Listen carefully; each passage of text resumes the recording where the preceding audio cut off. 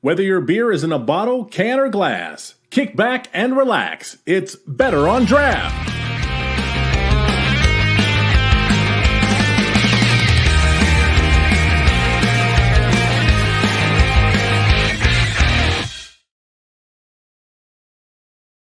Welcome, everybody. Episode 335 of the Better on Draft podcast. My name is Ken. Thank you so much for joining us. I truly appreciate it. Today, it is Friday, December 15th. Either I'm ahead of myself or way behind myself.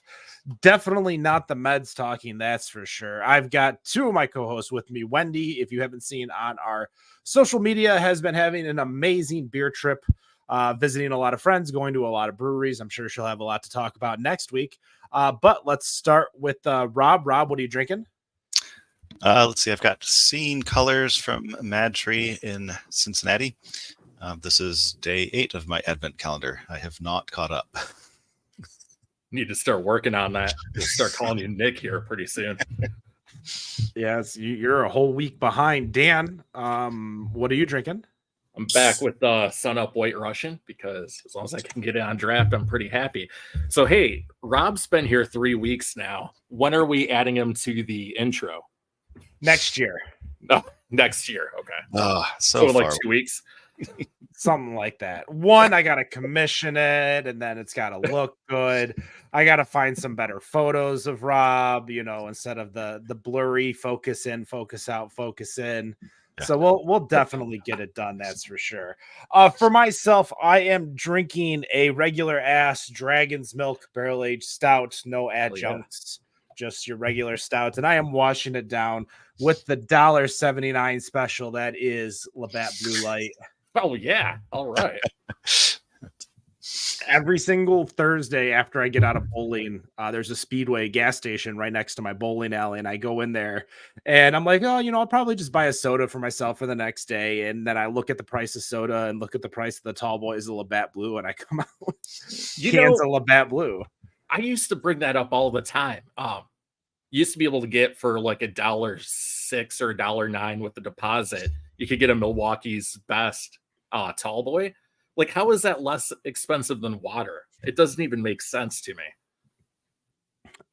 You're going to have to bring that up to the Nestle Corporation, most likely, as they'll be able to assist you with that. We are live, of course, on plenty of platforms. That's every Friday, 7:15 p.m. Eastern, Facebook, Twitch, Kick, YouTube, Instagram now. We are live on Instagram. So join us in the chat. Say hi. We hope to hear from you soon, especially if you are listening to this show on podcast. Of course, you can find the videos on YouTube and Facebook. But with today, we do not have a guest. It is the holiday season, so guests are obviously doing their releases and having parties and events. So it's usually always hard to get guests around this time. So we are going to have a little bit of a conversation, it looks like, between the three of us, just shooting the shit, I guess you could say. I've got some Am I the Assholes, though? Some really good ones that I want to go over with you guys. And we're going to start with one, and then we'll kind of go into some other conversations. But this one is more near and dear to me, coming from the industry as a whole. Especially after you see a lot of things on TikTok and Instagram and all these other social medias about people not tipping for their Instacart or not tipping for their DoorDash or Uber Eats. So, am I the asshole for not tipping on an $11 beer? Last night, after getting off of work, my girlfriend and I went to a local brewery after we got both off of work. Note, where we live is kind of a hip college town, so it's all microbrew this and local craft that. We each got a flight, which is like a sampler of 4 little cups. And so you get to try several of the drinks. They're not good in my book already that they make. Total each flight is 12 ounces. So 75% of a pint, give or take. The bartender was nice, but nothing extraordinary service-wise happened. We walked up, got ID'd, ordered our drinks, and I paid. And so I didn't really get to talk, get opinions on beers, try whatever. I never expect any of that, but I want to give all the facts here. The total with tax for the 2 flights was $25. I clicked the no tip option on the little screen. I don't know if anyone saw it and nothing came of it, but it's been nagging me. So I'd really like some opinions regarding if I was in the wrong here. on the one hand, I know tipping is the norm here at Texas, USA. On the other hand, surely this place can afford to pay their staff better, right? The cheapest beer was like $8 a pint. Am I the asshole? Rob. So probably not. um, well, okay. So there's a couple of factors here that might lead them to being the asshole. One is that they got 2 tasting flights. And that's 8 points, which is a bit more than just buying a beer. If you are eating 2 beers, so it's 4 times more, in fact. So it is definitely more work for the server. So that factors there. Those prices sound like it might be the type of place. I went to a place in Madison where the beers were expensive. They weren't quite that expensive, but they were expensive for even for the area. And when I went to tip, they said, "Oh, we're paid a living wage. We don't do tips, but our tips go to this charity instead." So hitting the no tip button is still the right move because there's credit card fees and all that stuff that get taken out of it.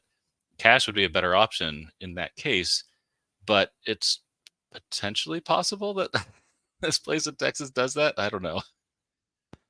Typically when you have those types of businesses, like there is a place out in Ypsilanti that just opened up called Best in Games, and it's this massive multi-story multiplex with like indoor go-karts and axe throwing and arcade games, and there's like classic arcade and then like the ticket arcade and laser tag. Like this is this giant venue, and when I went to tip, they said, "Oh no, we don't do tips," because she literally just ran my card, gave me my receipt, and I was good to go. And I'm like, whoa, I felt bad thinking I wasn't tipping, but here I am, like, they said, "Oh, we don't accept tips, we get tips." So in this kind of situation, I think a lot of places that do pay their fair wage want to tell you they pay their fair wage, like B Nectar does in Ferndale, Michigan. So I don't think there is, I understand giving the benefit of the doubt, but you brought up the reason why for me, like I'm anti-flight is the fact that a lot of these bartenders need to go and do, 8, because there's 2 of them, small 3-ounce pours, and then serve them when they might be behind, or there might not be a lot of people there, or a lot of service people there, but a lot of people there.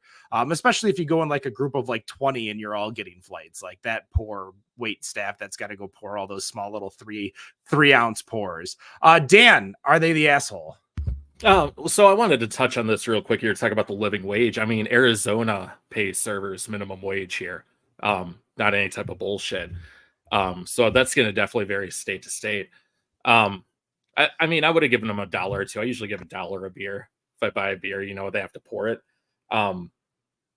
So maybe not. Really depends. We don't know the situation there. So they could be or they couldn't be. Just kind of like what Rob said. It really does depend. Texas itself is a $2.13 an hour state. So they get paid, assuming that they're getting paid the bare minimum, $2.13 per hour. That would be the waiters. That's not the bartenders. Bartenders barely get paid that.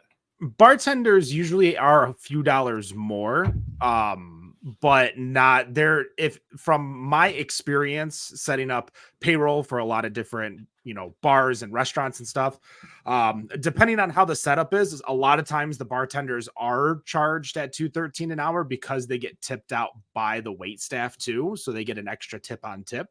And there are others where like a bartender may make $5 to $6 an hour instead of the $2 because they are managing, the alcohol for the entire venue. Where I see this is a, I'm assuming this is just a brewery. They don't talk about food. They don't talk about nothing here. So it's beer only. So I doubt there's really too much in the service part of service. Like it's all bar service. This was, however, 5 years ago pre-COVID. Therefore it might've been, that, but they said they walked up. So I'm guessing they went to the bar to get the draft to then sit down. So in the end, we're talking about probably $2 that the server is missing out on. Yeah, I agree. So if you're the asshole, there's certainly worse things you could have done. And to add on to the the flight part of it, they have to wash those glasses, and it takes the same amount of effort to wash those little glasses as it does to wash the pint glasses. You mean putting them in a dishwasher? Yeah. And getting them out of the dishwasher and putting them back in the right spot. Or, going through the triple sink process with the rinse and the sani and letting it air dry, because I doubt that they have a full dishwasher there. I'm pretty sure everything's probably just sani rinse and triple sink. For me, I want to expand on this a little bit further, because I disagree with both of you. Dare I might say, so does the rest of the world, just FYI. Disagree with both of you? No, disagree with you. I'm sorry. So the rest of the world, yes, you're putting a lot of proper, like, I am in for paying them a proper wage and putting that 20% into the food, drink price, and just paying them what they should be paid. So I agree there, but we live in this world, therefore we have to live in this world of decisions, and this world of actions and reactions. We have to play by the rules of the playbook that we've been given. So for me, when I go into typically like a bar or brewery, I too am usually like a dollar and change for the beer for the tip. But when I get into anything more than like $10, if I'm there for more than just a beer, typically then I'm still going to be doing my 20%. I always, and this is just my own personal rules, like I won't do 20% on a lot of things, like to-go beer. Like if I'm getting cans of to-go beer, like I might, if they're back in the COVID days, they were delivering it right to my car, like walking up and bringing it to me, and I'm basically treating it like a drive-through in Ohio. Great, sure. But now if I'm going in there, I'm ordering, I'm walking in, I might tip at most 10% for that kind of stuff. But if I'm bringing wait, hold on. You're tipping when you go in and pick up beer. Typically, yeah. Like getting stuff out of a cooler.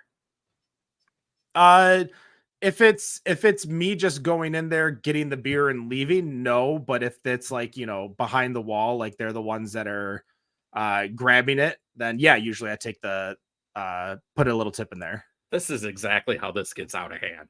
I'm sorry, go ahead, continue. Well, no, the tipping community, the tipping industry, when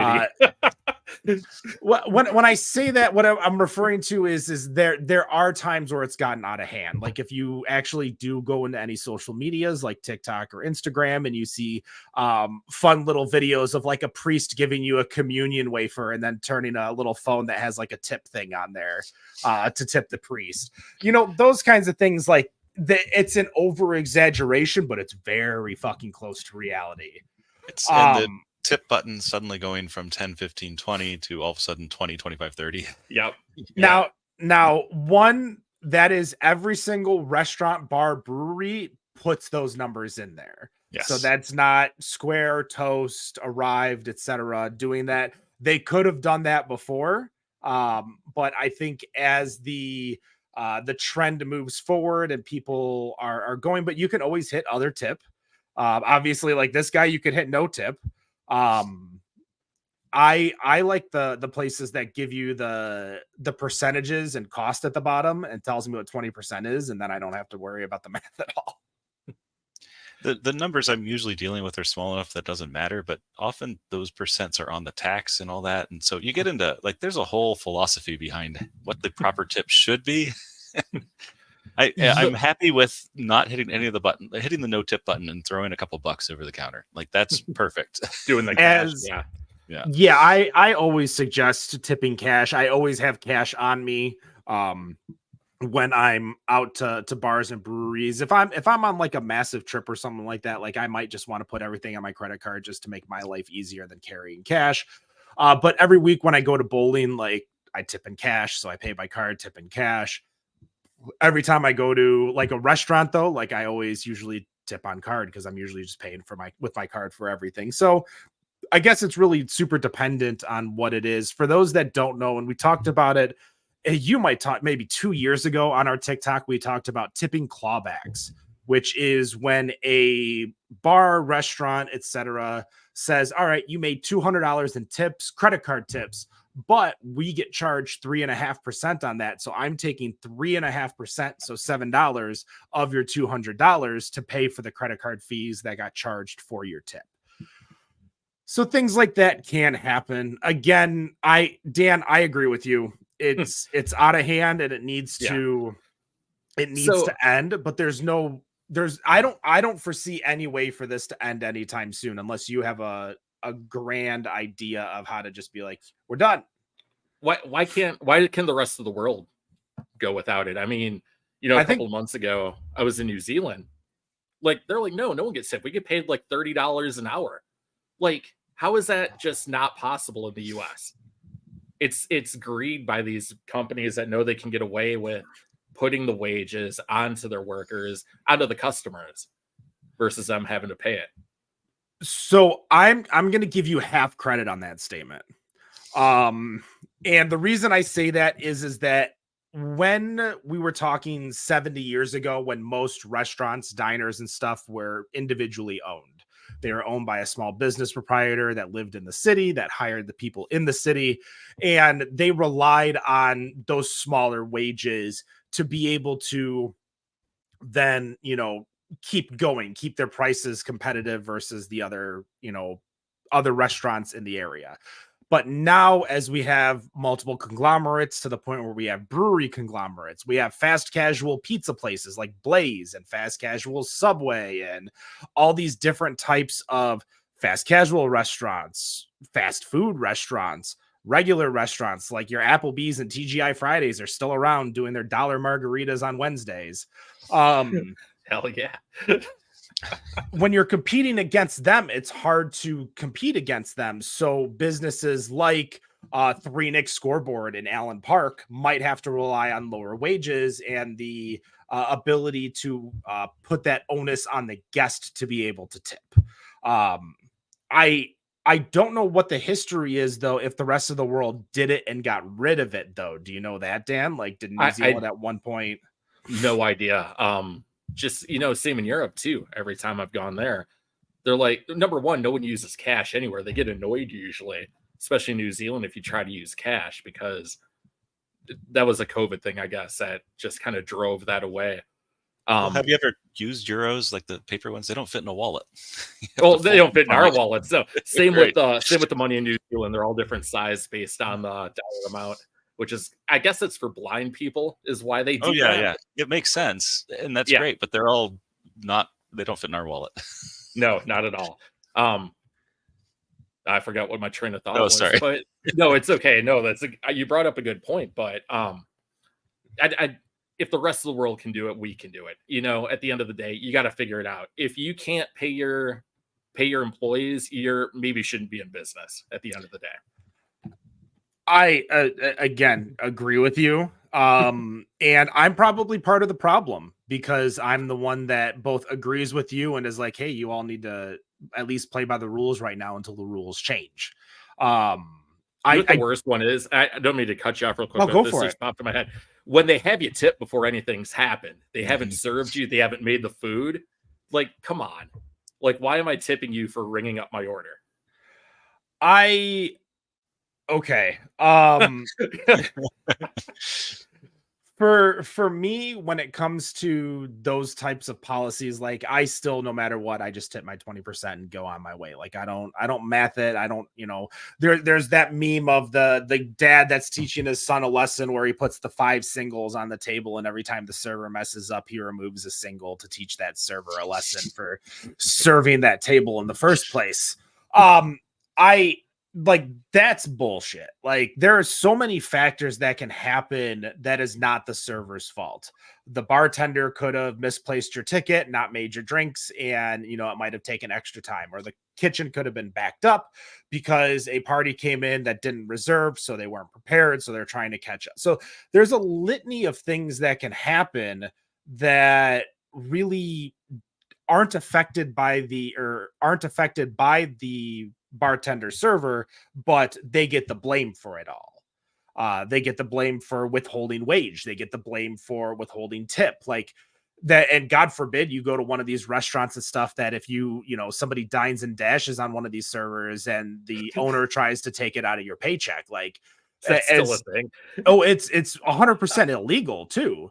But people will still try to do it, or if they don't, if he doesn't want you to, or they try to withhold your check or something like that. There's a lot of shady shit that goes on within the restaurant industry still.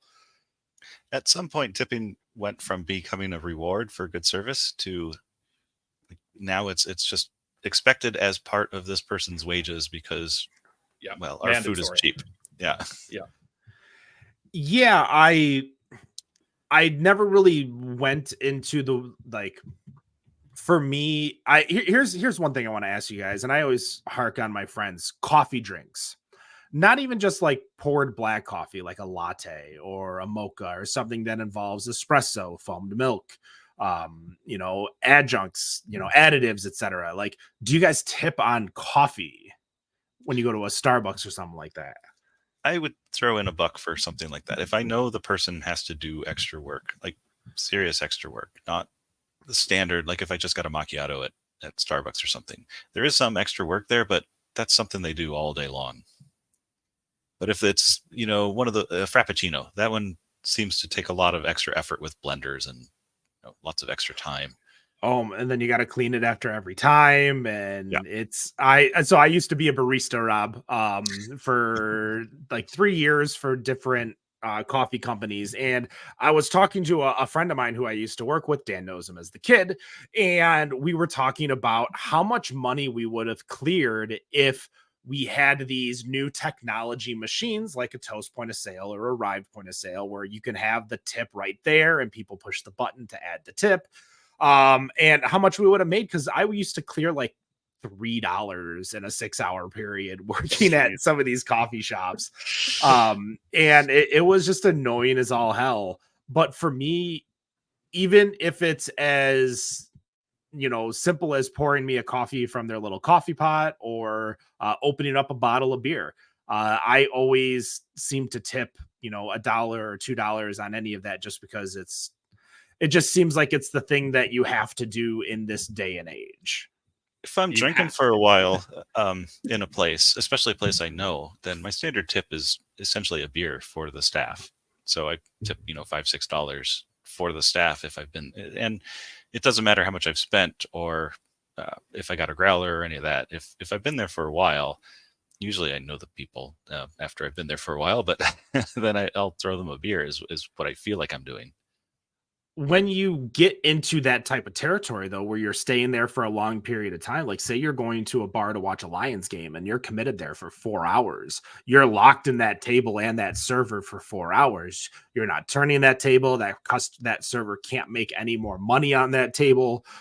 There are a lot of things to factor in when it comes to that. Again, the resolution is paying them a fair wage, but that I would love to maybe follow up with you, Dan, in a few weeks on this conversation. If you can do some research on some European countries, if they went from tipping to not tipping, and see how we could implement it into the United States. Because even after all this, and a lot of people agree with you, there is going to be bartenders and servers and stuff who will not want it because they clear so much money on their, specific day, whatever day of the week, working at, Texas Roadhouse, because a 4-person meal at Texas Roadhouse is $75, $15 tip. And that's, if you clear 4 tables in an hour, you're making $60 in tips.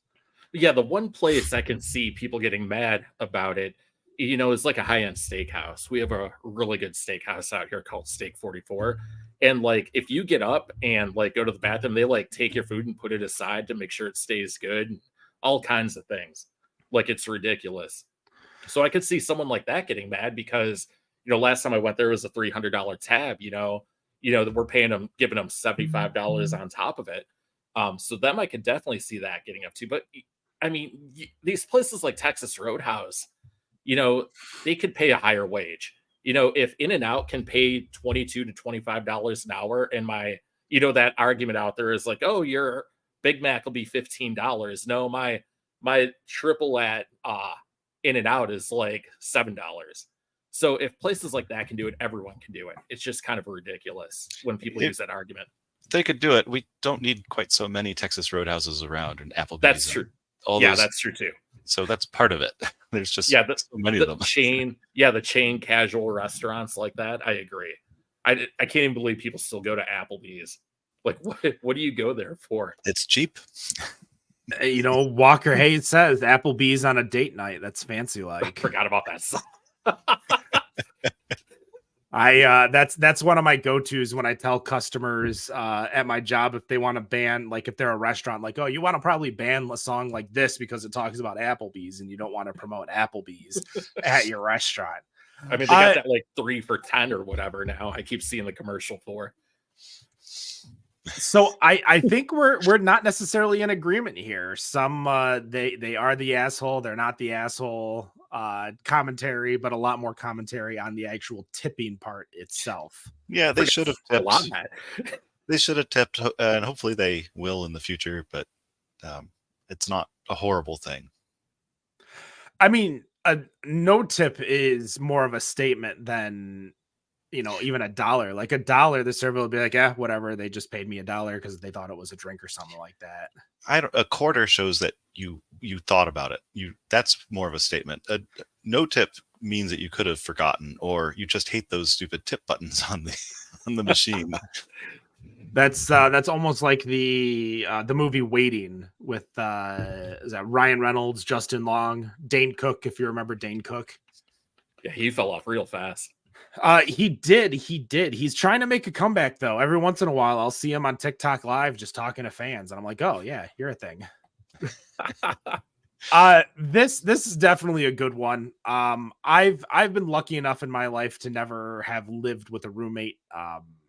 So other than like a significant other, but am I the asshole for making my home bar off limits to my roommate? I live with 2 of my good friends. Let's call them Brad and Paul. Paul is our new roommate this lease because our previous one had a falling out with Brad and was acting controlling and blah, blah, blah. I love living with these fools and we're very close. Recently, though, Brad has been a little too comfortable with my at-home bar. I'm a bartender and really love craft cocktails and all the nerdy stuff about it. I've put a decent amount into liquor, glassware, freezer, decor, etc. Brad did supply the actual bar, physical bar, tap and counter I stand behind, which is why I think he assumes it's okay. Recently, I've noticed Brad likes to make himself a drink or two, and that's totally fine. He Venmos me and everything. However, bro just leaves everything laying on the bar. My tools, liquor, dirty glassware, straws, beer bottles, fruit garnishes, etc. It especially sucks when he has a bunch of people over while I'm at work and I come home to all my glassware just scattered all over the place with drinks still in them and fruit flies everywhere. On top of this, he has like 20 plants in the window next to the bar, and when he tends to get the dirt everywhere on the bar and my tools, on my fruit, etc., and doesn't clean it up. I've politely told him multiple times to please pick up after yourself, especially since it is all my stuff that he is using. Seems fair, right? Well, dude, bro keeps doing it. So I told him, if you can't respect my property and keep my area clean, then don't go back there. I felt so mean saying that, but I'm so forgiving to everyone in my life. It takes a lot for me to get slightly annoyed. I don't want to be like our old roommate and hate him. I feel like he just needs to pick up. Too long didn't read. Roommates use all of my bar tools, alcohol, glassware, and doesn't pick up anything left out. Is the roommate an asshole, Dan? Okay, the roommate or the guy whose bar it is? Make sure I'm understanding. So the roommate is the one that makes everything dirty and uses the bar, even though he bought the physical bar itself. Okay. He uses all the tools and liquor and makes drinks and then just leaves it spread out throughout the house. But are we asking if he's the asshole or the guy who wrote the story? Well, it's supposed to be the guy who wrote the story. So yeah, okay. Is he the asshole for telling him to stop using his bar? If the roommate who's using it isn't contributing to the liquor and just making a mess, I mean, how hard is it to clean up glasses and not get dirt from like your plants, whatever hippie ass shit he's doing there? Yeah, if you're not contributing to the liquor and can't, wash a few glasses, no, he's not the asshole. If he is contributing to the liquor, you just got to have a conversation with him about you need to start doing the damn dishes if you're using them. So he is contributing. He says that anytime that his roommate uses alcohol, he typically Venmos him money saying, hey, this is for the alcohol I used. Okay. Like if he does that every time, that's cool. I mean, then yeah, you just need to have a conversation and tell him, look, if you can't clean up your glasses and the mess you make, you can't use it. Simple as that. I don't think he's the asshole for asking for that. Yeah, I think the big thing was he's upset because it just dirties up the place and he just leaves it dirty for the original poster to clean up. Yeah, and that's just laziness. You know, you got to kick that guy in the ass and be like, listen, like there's glasses everywhere, clean it up. On our Instagram page at Draft 207 says just clean up. I agree. Yeah.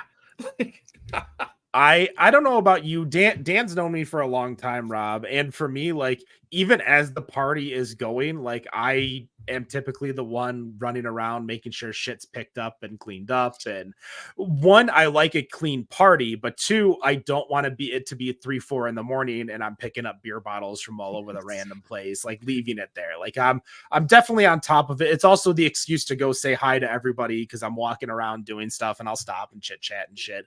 But Rob, is this guy the asshole? Yeah, you've learned from experience. It sounds like. So the guy making the request is not the asshole. I don't know that he can bar him from using the bar, but it certainly is equipment, because glasses and stuff, that's tools of the trade. All of that equipment is tools of the trade. The guy making it messy, that's a problem. Like, but I'm also wondering how he's storing this stuff that dirt is just randomly falling on it. Yeah. That, because there's a lot of stuff, like it should be covered. All right, let's go back. On top of this, he has like 20 plants in the window next to the bar, and when he tends to those, he gets dirt everywhere on the bar. Don't even understand. And I can understand that. We've got a bunch of houseplants in the house, and yeah, dirt gets places, but it gets cleaned up. But he said he was getting it into the fruit and things like that, and I'm just wondering about his methodology. There, if he's leaving his fruit uncovered, yeah, it's not being used. Why is that not put away? Like, why is the fruit just on the bar uncovered? Yeah, the fruit flies are going to be because those plants have flies in them. They need to take care of that too. Like, it sounds like it's I don't know that I'd want to go over there. Guy's got a jungle. It's probably a bunch of weed plants growing too, which is even funnier. Yeah. Well, hold on. Let's see. They didn't give me a city, like a city state for the original poster, and it is only from 3 months ago, so it might be there's so many states that it's legal now these days. I mean, not necessarily to grow, but at this point nobody cares. Yeah, I don't know how much people cared, as long as you weren't like selling Texas stuff does. Ooh, oh yeah, Texas does. Yeah. Texas does. I had a friend who was on medicinal and had to move to Texas for a job and literally had to quit the job because like the medicinal marijuana was so needed for his like pain and stuff, like pain management. And he's like, I just got to move somewhere else and take a shitty job because I can't be in pain and work. For me, I like to set rules when it comes to when people come over. Like I'm very, very forthcoming with what you can and can't touch. Typically at when I had my apartment in Detroit, like I had a beer fridge and that was the community fridge. All beer in there is free game. And I always made sure to put my own beer, my own specialty stuff in there. And then when I had liquor, I would set out the liquor that I wanted everyone to drink, but I would still have my liquor cabinet where people can see. And if they'd ask me, typically I'd probably say yes. But I'm not going to say yes to like some drunk dude being like, oh, hey, can I open up this really expensive whiskey that you haven't cracked open yet? No, that's just not going to happen. Well, if it was Dan. It wasn't me, I promise. I was the one that told him I opened was it a Scotty Karate or yeah, but that was in the community fridge. Oh no, there was something you had sitting there when I had to go feed the cat one time. I'm like, I took one drink and poured it down the drain. I didn't like it. You're like, what the fuck?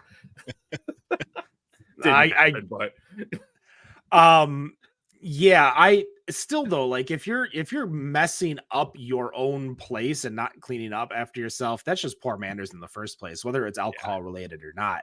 Oh yeah. If I got to tell you to pick up shit, like especially like dirty dishes and stuff. Like, come on, you're old enough, you're an adult, you've moved out, like, dishes need to at least go in the sink, for Christ's sake. Like, Yeah. at least put it somewhere to be cleaned, not just sitting with a half empty, glass of whatever cocktail you made for your friend. Yeah. That's just sad. That's still adult children hanging out. So I think we all agree that the original poster is not the asshole, and the guy he posted about is definitely just needs to grow up and clean up after himself. Yeah, 100%. All right. This is one that I really want your guys' opinion, because I have such a bad mindset of guilt and karma when this happens. Am I the asshole for not alerting a clerk that I think she rung up an item wrong? My friends and I were debating the ethics behind what happened the other night when buying beer. I got a usually pretty expensive 4-pack of local craft beer. As the lady was ringing it up, I told my friend that I'd get his water as well, and I went to pay. I realized the total price was $6 and change for the beer and water. That was way less than it usually is, but then I just paid and left. When telling my other friend about the price, he said I was a scumbag for not pointing out the error, and that she probably rang up the beer as one can. My defense was, it's not my job to point out store pricing errors, and I didn't do anything shady to try to pull the wool over their eyes. We both agree that you should always tell a clerk if they forgot to ring something up, or that's straight up stealing. We differ about if a wrong price gets rung up, if we should notify the cashier. What do you guys think? Am I the asshole and should have said something? Or did the beer gods shine a ray of sunshine on someone who has spent a ton of money on great beer? We're going to start with Rob on this one. Sure. So I don't think they're the asshole. If they noticed it right away and said something right away, then that would probably have been better, and they might not have felt so guilty. They're definitely not a scumbag. Like this sort of thing happens all the time, where things get rung up wrong. And I remember once we bought a lemon and they rang up a melon, which that one amused me because they're anagrams. But the price was wrong and it was way too high. But we noticed, oh, melon went by. We didn't buy a melon. We hate those. So it happens all the time. How they rang it up as one can instead of a 6-pack is kind of beyond me. Like, that shouldn't be. I guess it might be. It might happen at like a Total Wine, where every time you scan that barcode, they have to say whether it's a can or a 6-pack, and they have to hit the right button. So that's some skills. But so as to whether it's straight up stealing, in the legal definition, I think they would be hard pressed to be charged with or be found guilty of shoplifting in this case. Like, it's not like they intentionally did anything wrong. It just kind of happened. The cashier might get in trouble, but that's kind of that. So for me, I always I bring it to the attention if something seems amiss, whether either way. So if I get undercharged or overcharged, because I understand, being in the life of retail, like, I don't want this person to get fired for me to save $6 on a 4-pack of beer. As much as it may have been their mistake or something like that, like, it's their job's not worth my $6. This is, of course, a very niche thing. Like, when you go into a grocery store and you're, doing 150, items, like you did your full 2 or 3 weeks worth of grocery shopping, sure, you're probably not going to notice if something gets misrung or something like that. But when you're going in there and you're buying, like, say, a PS5 and it gets rung up for, instead of $450, it gets rung up for $450. You ring up a tomato and run out the door at the self checkout. But would you watch them ring up water in a 6-pack? Like, you'd probably be on your phone or fiddling with your wallet or whatever. Like, you wouldn't care. That might be the case, but in the same sense, I also feel like, what store is it? Because there is a time where Dan and we were at a casino in Arizona, and one of our friends got overpaid on a bet, and it was like a $250 overpayment. Oh, it was worse. He was supposed to get 100 because he had a 5 I think it was high card flush. He had a 5-card flush, but they paid him for a 6. He got a $500 chip, and we were both Yeah. like, "Get up, like come on, let's go." That was a time where everyone at the table knew what was happening, saw Except the what dealer. happened, except for the dealer and the pit boss. Because on a $500 chip, you got to get a call for a payout.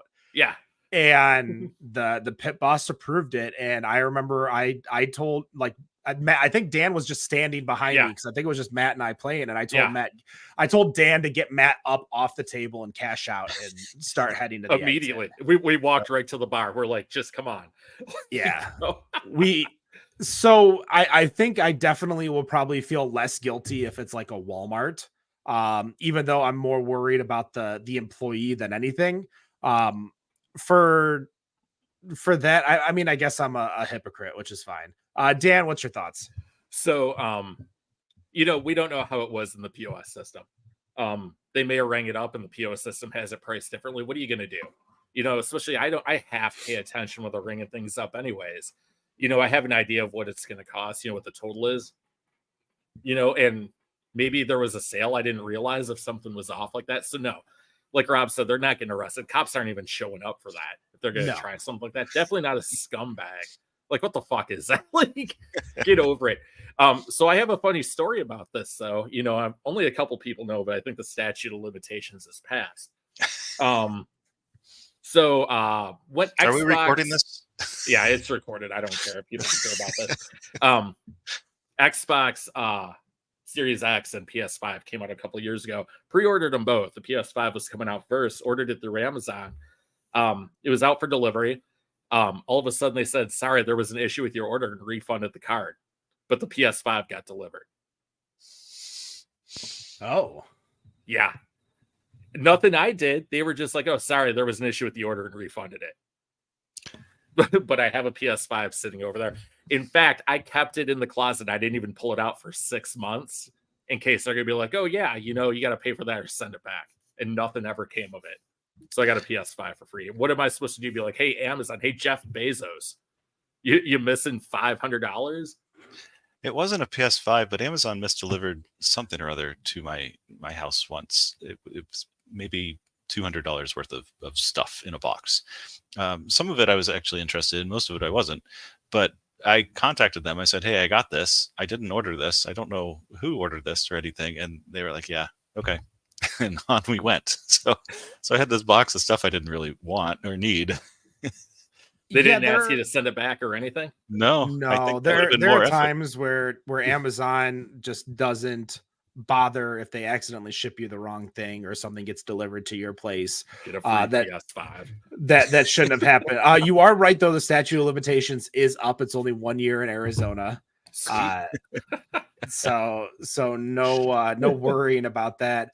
I'm not on top of it, but if I notice something, like, I have to say something. Like, it's just one of those where, like, all right, like, hey, you did this wrong, let's ring this up right, or oh, hey, I haven't, they'll be like, oh, that's a sale you didn't know, congratulations. Well, that's easy. So yeah, you got a good point. If it's 2 items, that's easy. If you've got a bunch of stuff, you may not even be paying attention and not notice it till you leave. No, like I wouldn't have noticed unless it was like such a drastic change in my typical grocery shopping cost. Like if it says it's like $700 for the day, I'd just be like, I don't think that's right. Let's look at this receipt real quick. I did one of those today. My grocery shop was almost $200 more than usual, and then I remembered, oh yeah, there's Christmas presents in here. I don't usually buy those when I'm out grocery shopping. You go to the gift card and end cap and buy some stuff for the people you don't know what to buy for. This was Costco, and it's people I'm going to see in person, and they had Lego. All right. No Starbucks gift cards for you guys. That's right. You're getting Lego. I think that's better anyway. I agree. We did a Lego party here and I had a blast doing it. Like there was like 8 of us and we were just drinking, listening to music and building our own little Lego sets. Like, oh that's fun. This is something different that I never thought of before, but now it's just like, all right, I kind of want to do it again. I got to build I can't even remember his name though, but it's Mandalorian and then the baby Yoda. This little guy. Is it his name, the Mandalorian? I have no idea. Never Well, watched it. the name of the Mandalorian is Mando. Mm. I don't know. Very original. They might have actually said what his real name is, but everybody calls him Mando. And then Baby Yoda has a Grogu. That's his name.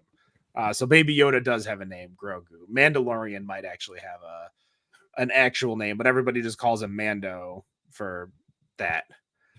All right, we got time for one more. I think it's going to be an easy night tonight. Thank you everybody for listening live. Of course, you could watch us live on Facebook, Instagram, Twitter, YouTube.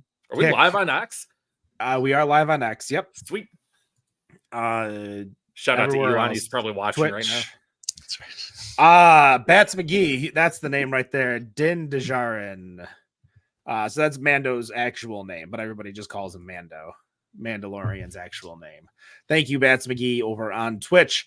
Am I the asshole for wanting my brother to leave his wife home from the beer expo? My brother has been with his wife for over 11 years. They live together and have a 3-year-old kid. His wife and I get along fine, but I hate that she is always around and I never get one-on-one time with my brother. When I go to their house, she is always in the living room with us and the kid. I know it's her house too, but I wish she would give us guy time and go to another room when I am over. When he comes to visit my parents and me, he always brings her. You get the point. He's always busy with work, the kid, or her. Before the kid, they always used to go to this beer expo that is held a few times a year. It would be a big group with their friends and me, and it was always fun. Obviously, they haven't gone since they had their kid. I got an email that it's happening again in 3 weeks and sent an email to my brother asking if he wanted to go. He said it sounds fun and he will get back to me. He called me up later and told me that they were in and purchased tickets for the 3 of us. I was pissed. I thought I would just be the 2 of us and assumed his wife would stay home with the kid so he could have a day off. I told him as much.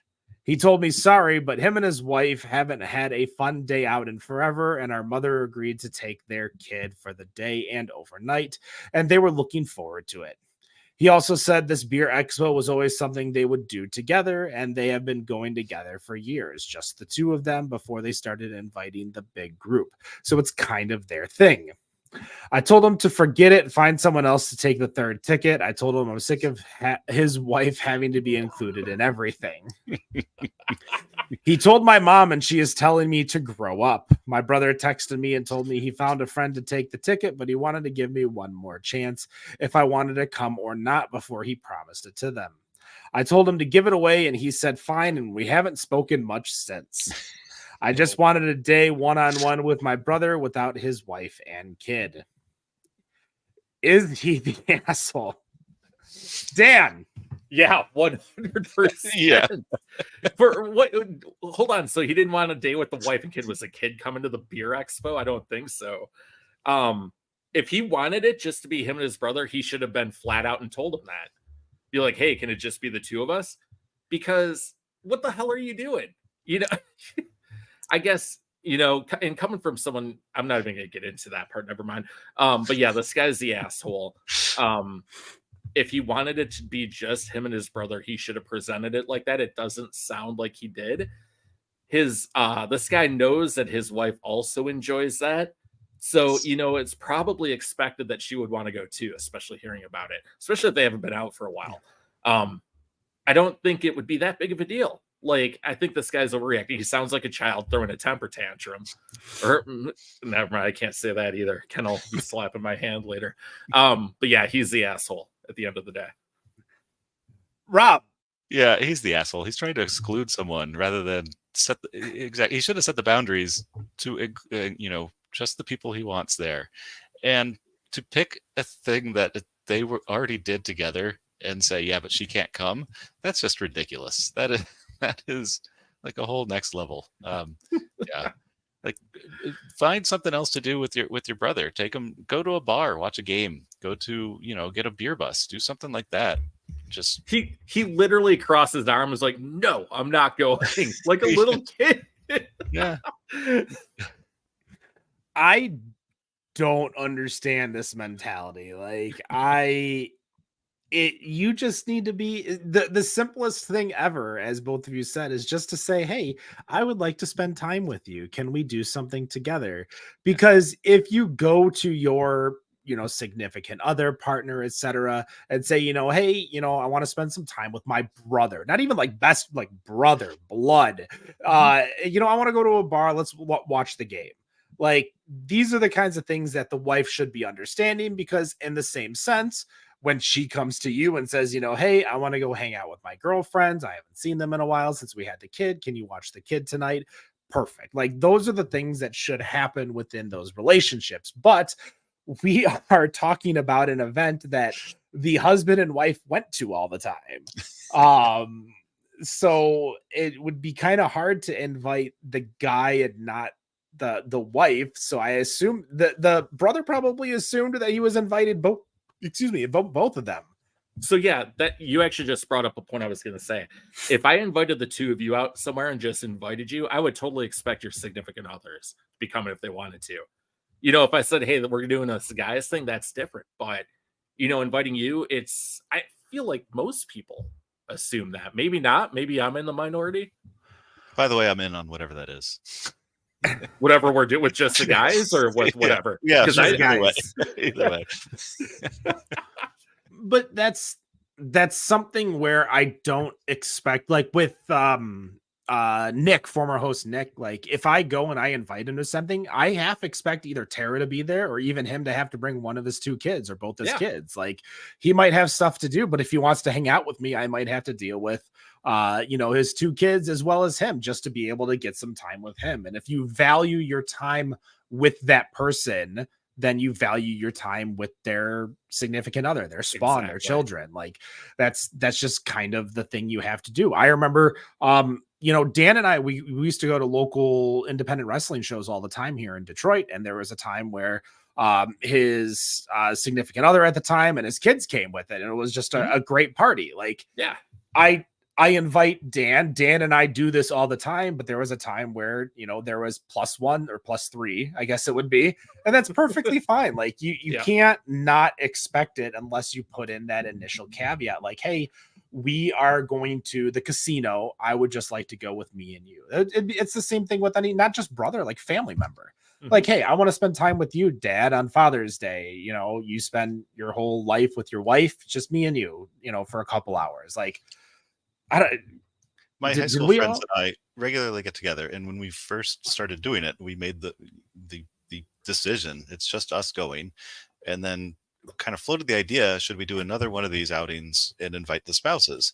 But they didn't go to our high school. None of the wives went to our high school or know each other or us, know the rest of the group really all that well. So I don't see how they would be interested, and that was pretty much the response from my wife.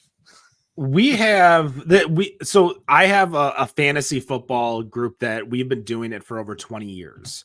All high school kids when we first started doing it. And so we have that one day where it's just us. We're just together and we're doing our draft. That's our day. Now, most of the guys with kids bring their kids so all the kids can have fun and play and just be kids for that entire time, because it's August. So none of them are in school. So we do that, but then we still have times where, there are times where it might just be me. It might just be, me and my fiance. It might be not everyone. Like, it's an open invite kind of thing. But again, it's all communication. You gotta be communicative to the people of what you expect. This guy was not open to telling his brother. We have to assume, because I would assume he would have been like, I keep asking my brother for one-on-one time and he won't do it. That's a whole different story at that point. Like, if your brother is refusing to spend one-on-one time with you without the wife or anything like that, like that there's red flags in that conversation. Yeah, either the wife has him under surveillance or the brothers are bad influences. Yeah, I don't know anything about that, Dan. Oh, geez. Yeah, that's an offline conversation for another time. It's you just there are times like I'm planning on going to see Dan in a couple months over in Arizona to go watch the Coyotes game. And I told Julian, like, it's just going to be Dan and I, like, you know, if you really wanted to go watch a Red Wings game, which you've never seen the Red Wings play before in Arizona, all right, I guess, you know, maybe you could come, but she's just like, no, I'm going to stay home. And I mean, the bunk bed behind here is a queen size on the bottom, so it would work. Enjoy my can I'll podcast from the bottom bunk. You could podcast from the top bunk. Oh yeah. It'd be great. It'd be like Step Brothers or something. Yeah. So I want to finish the show asking both of you guys a fun little question, because I just watched a movie. There is a new movie on Netflix. It's starring Ethan Hawke. It is about an end of the world scenario called Leave the World Behind. Kevin Bacon's in there for a hot second. Mahershala Ali's in there. I think Julia Roberts is in there. So it's a decent casted movie. But the ending of the movie, which I'm not going to spoil, really upset me. I had never been so invested. Like, the movie's runtime was like a little over 2 hours. Yeah. And the last, as it cuts to black, you're like, wait, it's over? How is this movie over? I'm assuming, Dan, you watched it and you know exactly what the other day, actually. What I'm talking about. Is there a movie or maybe even a concert that left you so heartbroken because of the way it ended? Maybe they didn't play a specific song. Maybe they cut it too early, or they played too much of the new stuff and nobody wants to hear the new stuff. Is there a specific piece of content, kind of like the end of Lost? Like, everyone got mad at the end of Lost. It was kind of bad. I will stand my ground. I will do a bonus episode 335.5 about why the ending of Lost was good. But the season before that should have been the ending, but go ahead. Sorry. Is there a piece of content or a concert that just left you not wanting more, but just really upset?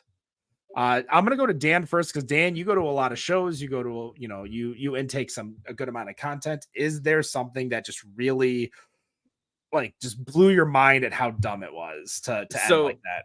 So I'm going to start this by, these concerts weren't dumb overall, but the ending was dumb for both of them. And the second one, actually, I'm going to talk about was actually, there are more things that were dumb about that. First one being the first time I saw Ministry back in the early 2000s. Me and Bone Crusher were there. They didn't do a encore, and they didn't play a lot of their big songs. You know, Ministry is an older band. They've been putting out a lot of albums too, but they left out a lot of their hits that a lot of people like to hear. And everyone was like, wait, it's over? Like, when the drummer's like, goodbye, we're done. Like, everyone was waiting, and they're just like, I was like, oh, okay. The other one, actually, I believe it was last year or a year and a half ago, was the Anthrax tour, their like 40th anniversary tour. They sang one John Bush song, so they cut out the majority of their existence, and they also didn't do an encore. So they basically stuck with everything that was old, with a few songs. We're talking like 80s and 90s, with a couple of new songs sprinkled in. Those are two very disappointing times. The rest of that concert was great if you like the Joey Belladonna years, which, you know, they're one of the top thrash metal bands of all time, but you ignored some of your best songs ever when John Bush was the lead singer. So that was kind of disappointing as well. Rob, what about you? Well, the first thing that sprung to mind was a concert I went to probably in early 2000, somewhere in the very early 2000s. It's Folk Fest up in Calgary, and it's a huge festival, multi-stage thing, a bunch of folk music, which seems to be just about, well, the parameters of that is quite wide. Anyway, the headliner for that day on the main stage included Chumbawamba, which I was not there for. I wasn't there for, but you know, that's great. And so Chumbawamba was well, and so that's what the story is. They did not play Tub Thumping. For a one-hit wonder. What? And so of course everyone was shouting, "Play Tub Thumping" at some point. And their response was, "That's the old shit. We're only playing the new shit now." And that's what they were doing. They were playing shit, and it was new, and nobody knew it because it wasn't Tub Thumping. Well, hold on. Would anybody have known if the shit was new or old in the first place? No, No, no one listens to their other songs. no. I had the Tub Thumper album, so I would have known most of the songs from that, but nothing else Lord. hit. And they're in Canada. Like it's all Irish politics that they're singing about in Canada and Western Canada even. So it's not. And then so the capstone of it was they were followed by Don McLean, and that was the best part of the concert.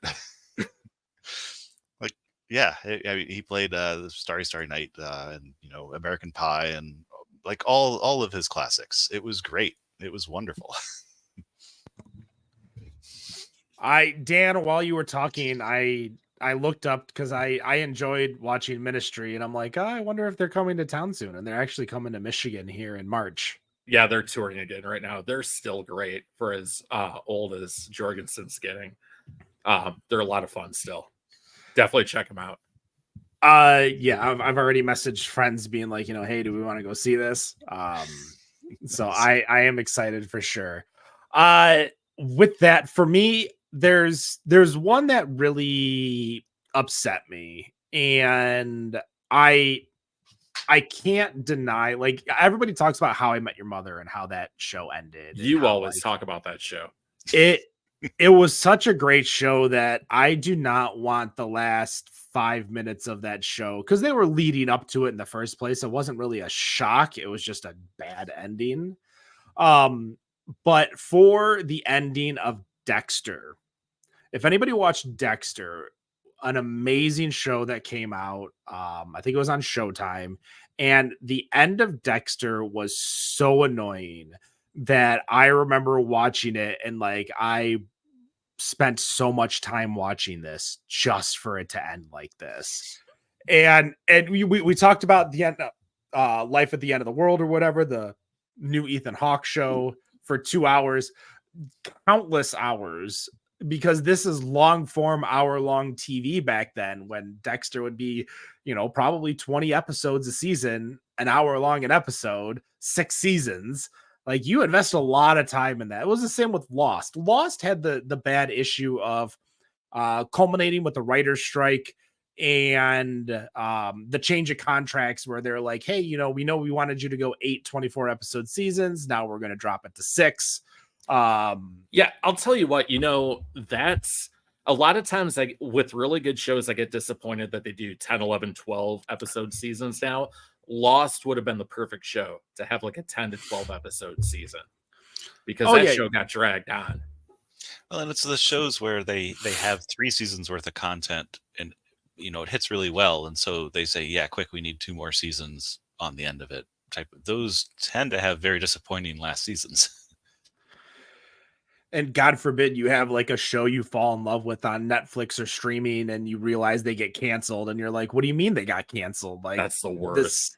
If you guys aren't watching A Murder at the End of the World, which I believe is on Hulu, it's starring Britt Marling, who is the creator of The OA, which I think is one of the most underrated shows on Netflix ever. Go watch it right now. Or not, because you're going to be disappointed that it got canceled.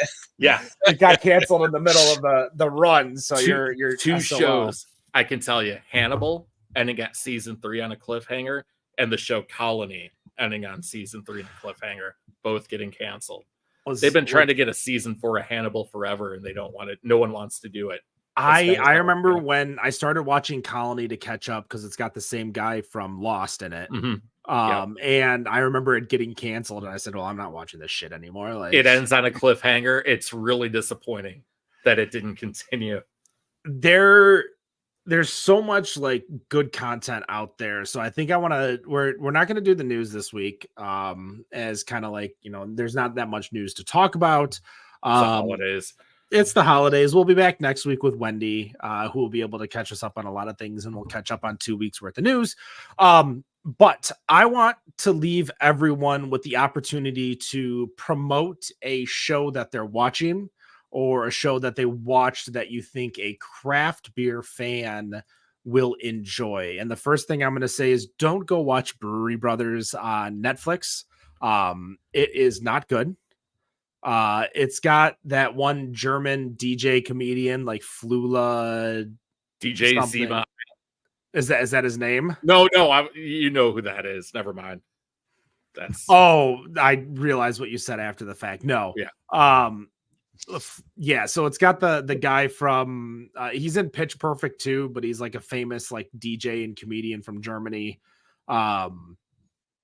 So don't watch Brewery Brothers, but I think everyone should check out. There is a sci-fi thriller that's kind of in the realm of Battle Royale or Hunger Games, called Alice in Borderland.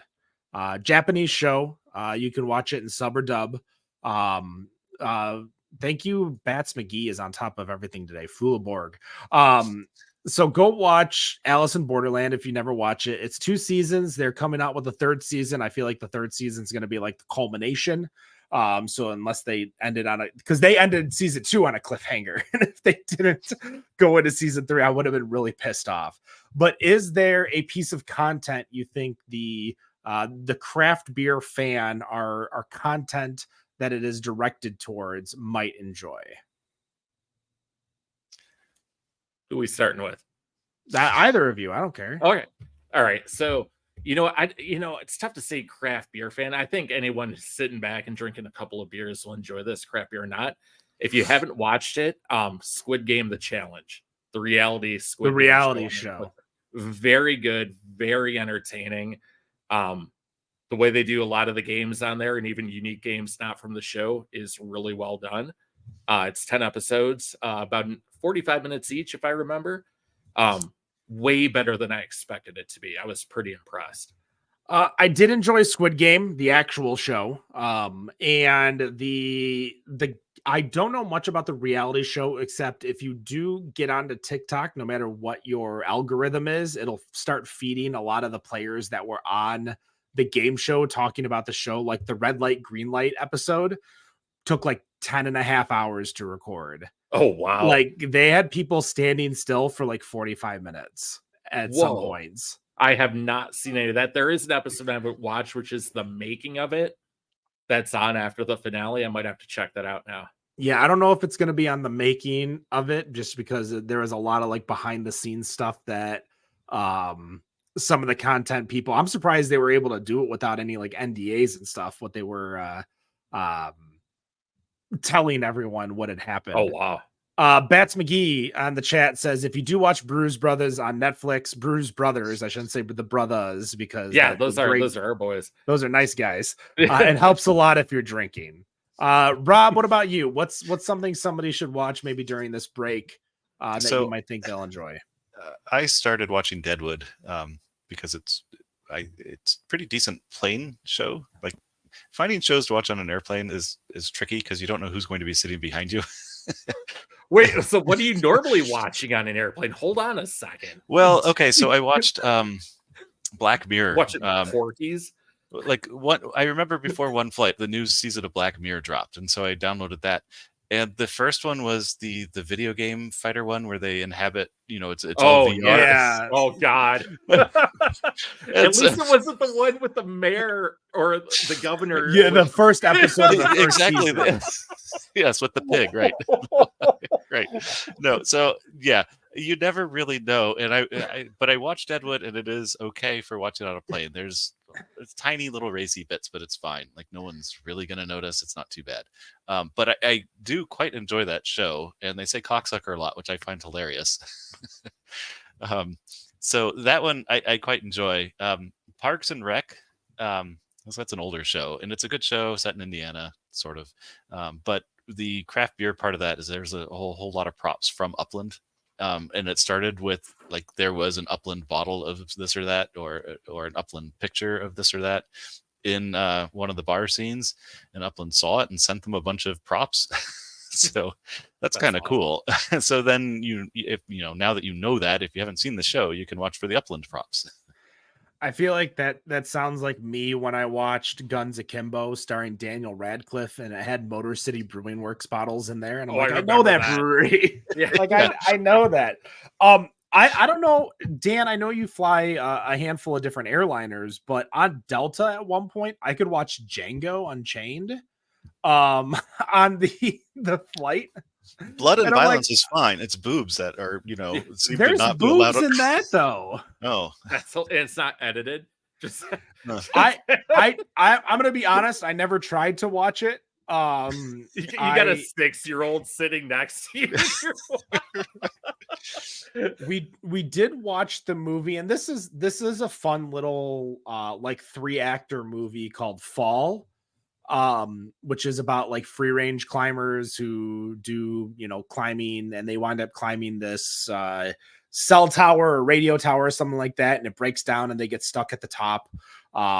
It's what was the movie? Open Water, I think is the name of it, where the scuba divers or something like that get stranded, like they get left behind by the boat. It's the exact same kind of premise with Fall, where they're just stuck on the top of a giant radio tower with no service.